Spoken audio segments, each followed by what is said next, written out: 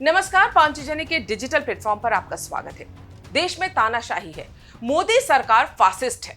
ये वो नैरेटिव है जो विपक्षी पार्टियों और उनके इशारों पर काम कर रहे कथित पत्रकारों और विदेश में बैठे यूट्यूबरों ने लोकसभा चुनाव में चिल्ला चिल्ला कर फैलाने की कोशिश की थी। हालांकि ना तो वो इसे लेकर कोई ठोस तर्क दे पाए, ना ही सबूत। इनकी मंशा बस देश में मोदी विरोधी लहर लाने की थी, जो पूरी नहीं हो सकी। लेकिन देश और दुनिया अब इनका दोहरा चेहरा देख रहे हैं। जब बंगाल में ममता सरकार की तुलना लोग तानाशाही और अराजकता से कर रहे हैं, वो भी तर्कों और साक्ष्यों के साथ। हाल यह है कि अब बंगाल की जनता भी सड़कों पर उतर आई है। आपको बता दें, कोलकाता में ट्रेनी डॉक्टर के मामले के बाद से ही राज्य में विरोध प्रदर्शनों का दौर जारी है। इस मामले ने बंगाल के लोगों के धैर्य का बांध तोड़ दिया है। लेकिन राज्य की ममता सरकार जनता की भावनाओं और आक्रोश को समझने के बजाय अपनी पूरी निर्ममता के साथ लोकतांत्रिक आवाजों को कुचल रही है, और इसे ही कहते हैं तानाशाही। जब छात्रों ने प्रदर्शन किया तो छात्रों को गिरफ्तार किया गया। फिर जब बीजेपी ने राज्य में बंद का ऐलान किया, जिसे भारी मात्रा में आम लोगों का भी समर्थन मिला, तो टीएमसी के गुंडे हमेशा की तरह हिंसा पर उतारू हो गए।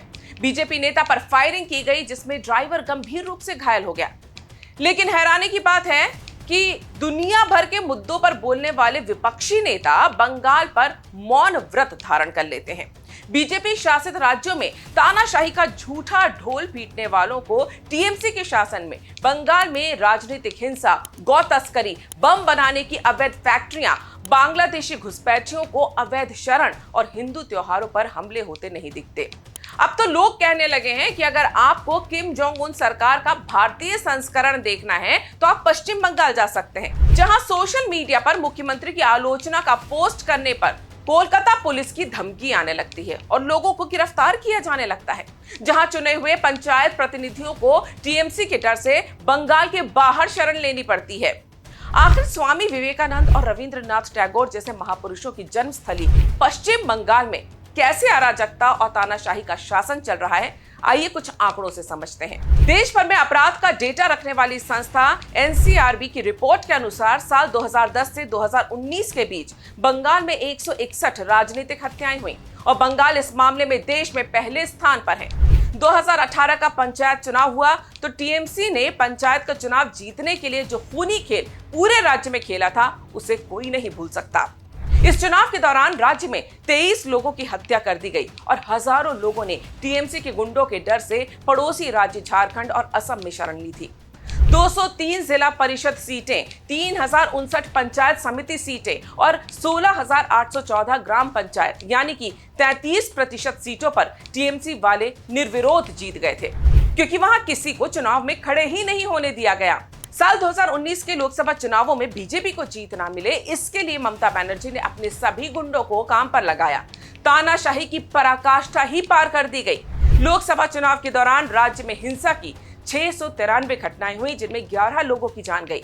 लोकसभा चुनावों के बाद 1 जून 2019 से 31 दिसंबर 2019 तक राज्य में राजनीतिक हिंसा की 852 घटनाएं दर्ज की गई, जिनमें 61 लोग मारे गए। साल 2020 में राज्य में राजनीतिक हिंसा की 663 घटनाएं हुई, जिनमें 57 लोगों की जान गई। साल 2021 के विधानसभा चुनावों के बाद बड़े पैमाने पर लोगों को निशाना बनाया गया, सामाजिक बहिष्कार किए गए, महिलाओं के ऊपर अत्याचार किए गए। सिक्किम उच्च न्यायालय के पूर्व मुख्य न्यायाधीश न्यायमूर्ति प्रमोद कोहली की अध्यक्षता वाले नागरिक समाज समूह कॉल फॉर जस्टिस ने इसको लेकर एक रिपोर्ट बनाई थी।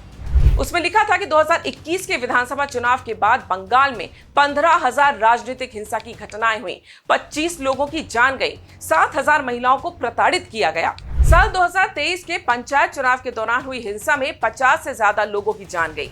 साल 2024 के चुनावों में कश्मीर से भी ज्यादा सुरक्षा बलों की तैनाती पश्चिम बंगाल में करनी पड़ी। लेकिन चुनाव के बाद राज्य भर में बीजेपी समर्थकों को सामाजिक बहिष्कार का सामना करना पड़ा और करीब 10,000 लोगों को अपना घर छोड़कर सुरक्षित स्थानों पर जाना पड़ा। लोकतंत्र में अभिव्यक्ति की आजादी का गला कैसे घोंटा जाता है, ये समझने के लिए बंगाल से बेहतर कोई उदाहरण नहीं है। 10 मई 2019 को बीजेपी की युवा नेता प्रियंका शर्मा को पश्चिम बंगाल पुलिस ने सोशल मीडिया पर ममता बनर्जी का एक मीम पोस्ट करने के आरोप में गिरफ्तार किया था। प्रियंका शर्मा को जमानत पर तत्काल रिहा करने के सुप्रीम कोर्ट के आदेश के बावजूद पश्चिम बंगाल पुलिस ने उन्हें रात भर जेल में रखा और बाद में मामले को बंद कर दिया गया। इसी बंगाल में बीजेपी के राष्ट्रीय अध्यक्ष जेपी नड्डा के काफिले पर हमला किया गया। इसी बंगाल में आज देश के उपराष्ट्रपति और तब के राज्यपाल जगदीप धनखड़ पर टीएमसी के छात्र इकाई के लोगों ने हमला करने की कोशिश की। जिस राज्य में राज्यपाल, विपक्षी दलों के नेता, केंद्रीय सुरक्षा बलों के जवान, सीबीआई और ईडी की टीम तक पर हमले होते हैं और सिर्फ टीएमसी के नेताओं के अलावा कोई सुरक्षित महसूस नहीं करता, जिस बंगाल ने इस देश को महान लेखक, संगीतकार दिए, उसी राज्य में आज निर्मम तानाशाही ने बोलने, लिखने और गलत को गलत कहने पर भी लोगों की सुरक्षा की गारंटी नहीं दी है। उस बंगाल से अब अराजकता और तानाशाही के विरोध में आवाजें उठने लगी हैं। इसीलिए अगर कोई पूछे कि तानाशाही क्या होती है, तो बंगाल और ममता सरकार की करतूतें आप जरूर बताइएगा। आपको हमारा ये वीडियो कैसा लगा, आप हमें कमेंट करके जरूर बताइएगा। चैनल पसंद आया तो लाइक करें और इसे शेयर करें, सब्सक्राइब करें। धन्यवाद।